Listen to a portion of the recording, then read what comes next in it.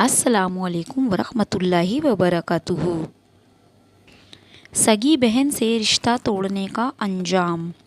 میرے عزیز بھائی اور بہنوں، حضرت علی شیر خدا ارشاد فرماتے ہیں کہ اپنی بہن کے گھر جاؤ تو اپنی بساط کے مطابق کچھ لے کر جاؤ، کیونکہ تمہاری بہن کا تم پر حق اسے والدین کی وراثت سے ملا ہے، اور انتہائی بد نصیب ہے وہ شخص جس کی بہن ناراض ہو اور پھر اس کی یا اس کی بہن کی موت واقع ہو جائے۔ محترم ناظرین، آج کی یہ ویڈیو ہر انسان کو ضرور دیکھنی چاہیے، چاہے وہ کسی بھی مذہب یا کسی بھی مسلک یا تعلق رکھتا ہو، کیونکہ بہنوں تو ہر کسی کی ہوتی ہیں۔ بہنیں تو ماں باپ کا روپ ہوتی ہیں جو اپنے بھائیوں کا ذرا سا دکھ بھی برداشت نہیں کر سکتی۔ بہن چھوٹی ہو یا بڑی، بھائی کا ہمیشہ خیال رکھتی ہے۔ ایک بزرگ فرماتے ہیں کہ ایک نیک اور صالح عزمی شخص میرا دوست تھا۔ وہ مکہ مکرم میں رہائش پذیر تھا۔ ساری رات خانہ کعبہ کا طواف کرتا رہتا اور ہمیشہ قرآن پاک کی تلاوت کیا کرتا تھا۔ عرصہ دراز تک اس کا یہی معمول رہا۔ ایک دن میں نے اسے کچھ سونا بطور امانت دیا اور خود یمن چلا گیا۔ میں جب واپس لوٹا تو وہ شخص فوت ہو چکا تھا، یعنی مر چکا تھا۔ میں نے اس کی اولاد سے اپنی امانت کے متعلق دریافت کیا تو انہوں نے جواب دیا، اللہ عز و جل کی قسم، تم جو کہتے ہو ہمیں اس کی کچھ خبر نہیں، اور نہ ہی ہمیں اس امانت کے بارے میں کچھ علم ہے۔ مجھے اس بات پر بہت دکھ ہوا۔ خیر، اس کے بعد ایک دن میری ملاقات حضرت مالک بن دینار سے ہوئی تو انہوں نے میری حالت دیکھ کر مجھ سے دریافت فرمایا، میرے بھائی تمہیں کیا پریشانی ہے؟ میں نے سارا ماجرا کہہ سنایا تو انہوں نے کہا کہ آدھی رات کے وقت جب مطاف یعنی طواف کی جگہ میں کوئی نہ ہو، تم رکن یمانی اور مقام ابراہیم کے درمیان کھڑے ہو کر بلند آواز سے پکارنا کہ اے فلاں، اگر تو واقعی اللہ عز و جل کا مقبول بندہ ہوا تو اس کی روح تم سے ضرور بات کرے گی، اسی لیے کہ مومن کی روحیں رکن یمانی اور مقام ابراہیم کے درمیان جمع ہوتی ہیں۔ وہ بزرگ فرماتے ہیں کہ جمعہ کی رات آئی تو میں نے آدھی رات کے وقت رکن یمانی اور مقام ابراہیمی کے درمیان کھڑے ہو کر بلند آواز سے پکارا، اے فلاں، لیکن کسی نے مجھ سے کوئی کلام نہیں کیا۔ جب صبح ہوئی تو میں نے صیدیان مالک بن دینار کو بتایا تو آپ نے فرمایا، وہ عزمی شخص جہنمی تھا، لیکن تم ایسا کرو کہ یمن چلے جاؤ، وہاں ایک کنواں ہے جس کا نام بیر برہوت ہے۔ اس کنویں میں عذاب دیے جانے والوں کی روحیں جمع ہوتی ہیں، اور وہ کنواں جہنم کے منہ پر ہے۔ تم آدھی رات کے وقت کنویں کے کنارے کھڑے ہو کر یوں ندا کرنا کہ اے فلاں کی روح، تو اس کی روح تم سے کلام کرے گی۔ یمن پہنچنے کے بعد میں اس کنویں کے قریب جا کر بیٹھ گیا۔ آدھی رات کے وقت میں نے دیکھا کہ دو لوگوں کو لا کر اس کنویں میں اتارا گیا، دونوں رو رہے تھے۔ ایک نے دوسرے سے پوچھا، تم کون ہو؟ دوسرے نے جواب دیا، میں ایک ظالم شخص ہوں جو دنیا میں بادشاہ کا پہرے دار تھا اور حرام کھاتا تھا۔ ملک الموت نے مجھے اس کنویں میں پھینک دیا ہے اور اب مجھے اس میں عذاب دیا جائے گا۔ دوسرے نے جواب دیا، میں عبد الملک بن مروان کی روح ہوں جو نافرمان اور ظالم شخص تھا، اب مجھے اس کنویں میں عذاب دینے کے لیے لایا گیا ہے۔ جب میں نے ان دونوں کی چیخ پکار سنی تو گھبراہٹ کی شدت سے میرے بدن سے رونگٹے کھڑے ہو گئے۔ پھر میں نے اس کنویں میں جھانک کر بلند آواز سے پکارا، اے فلاں کی روح، تو اس شخص کی آواز آئی، لبیک، یعنی میں موجود ہوں، اور وہ اس حالت میں تھا کہ اسے عذاب دیتے ہوئے مارا پیٹا جا رہا تھا۔ میں نے اس سے پوچھا، اے میرے بھائی، وہ امانت کہاں ہے جو میں نے تیرے پاس رکھوائی تھی؟ اس نے جواب دیا، وہ امانت فلاں جگہ فل جینے کے نیچے مدفون ہے۔ پھر میں نے اس سے پوچھا، میرے بھائی، کس گناہ کے سبب تجھے بدبختوں کے مقام پر لایا گیا؟ اس نے جواب دیا، میری بہن کے سبب۔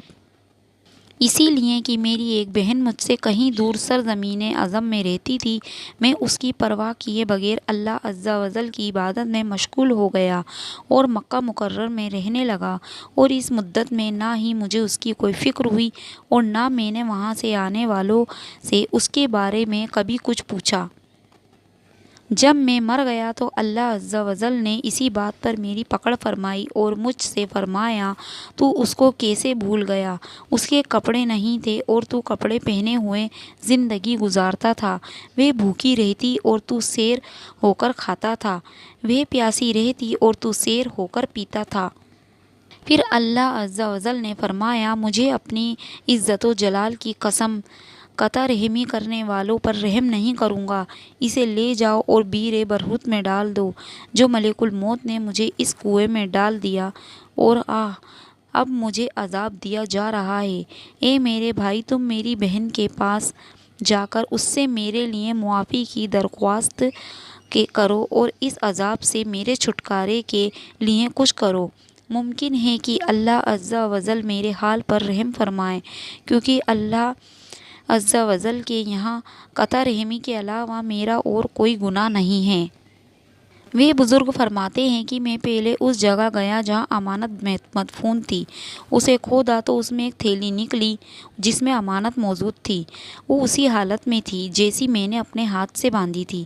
پھر میں اپنی امانت لے کر عزم کے شہر چلا گیا، وہاں جا کر اس کی بہن کے متعلق لوگوں سے معلومات حاصل کی۔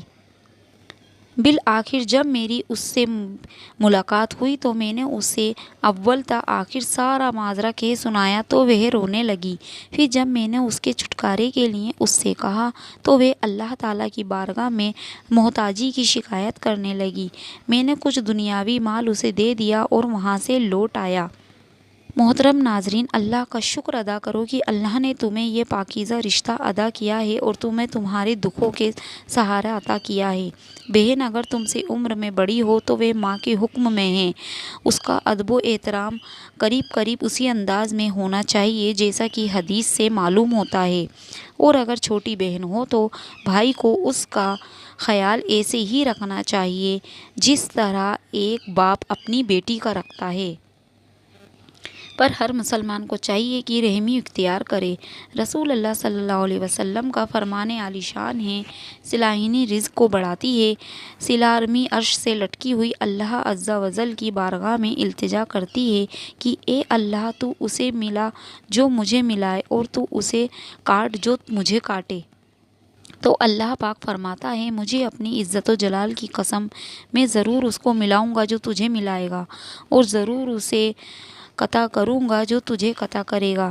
عزیز و اقارب یعنی رشتہ داروں کے ساتھ حسن سلوک سے رہنے کی صلہ رحمی یعنی قرابت داری کرتے ہیں۔ رشتہ داری کی پہلی بنیاد والدین ہیں، انہی کے ذریعے تمام رشتہ داریاں قائم ہوتی ہیں۔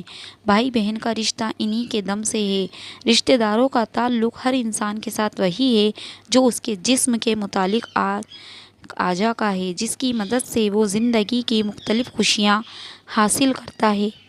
جس طرح ایک عقل مند آدمی اپنے جسم کے اعضاء کو صحت مند اور قوی یعنی طاقتور بنانا ضروری سمجھتا ہے، کیونکہ ان کی بدولت ہی وہ خود کو صحت مند اور قوی بناتا ہے، بالکل اسی طرح رشتہ داروں کی مدد دراصل اپنی ہی مدد کرنا ہے۔ ہر مسلمان کا فرض ہے وہ اپنی حیثیت کے مطابق اپنے عزیز و اقارب کی مدد کرے۔ سورہ بنی اسرائیل میں اللہ تعالیٰ فرماتا ہے کہ قرابت داروں کو ان کا حق دو۔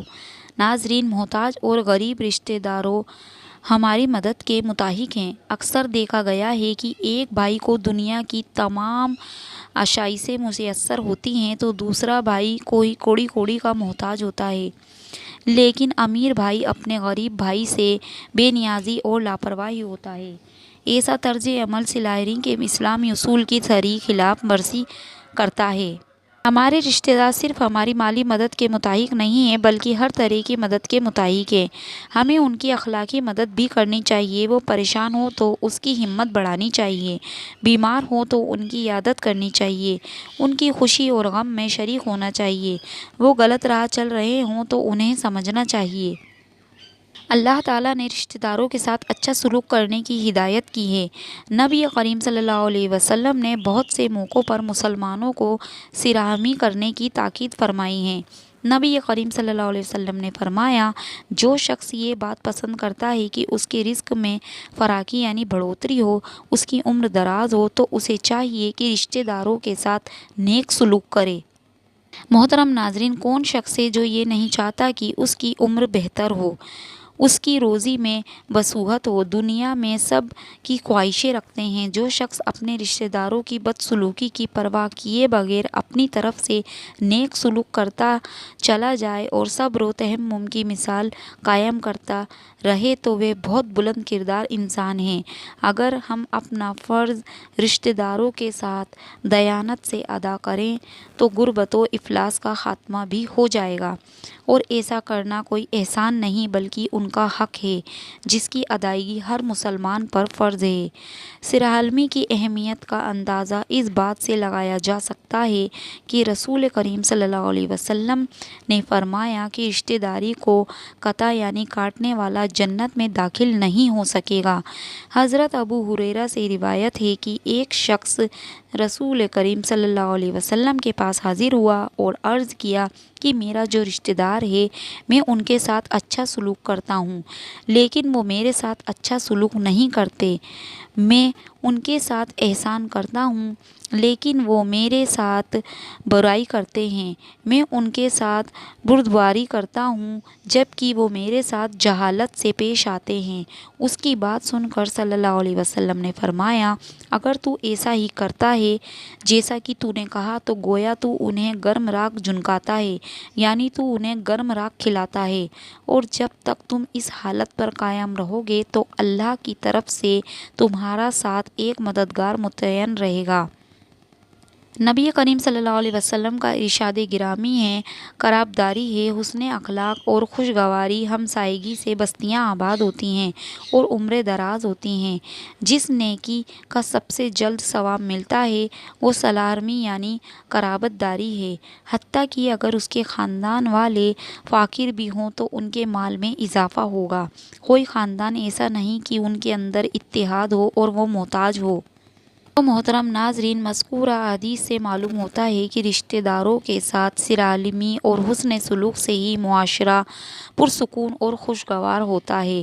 اللہ پاک ہم سب کو والدین، بہن بھائیوں، رشتہ داروں، دوستوں، احباب اور پڑوسیوں سے حسن سلوک سے پیش آنے کی توفیق عطا فرمائے۔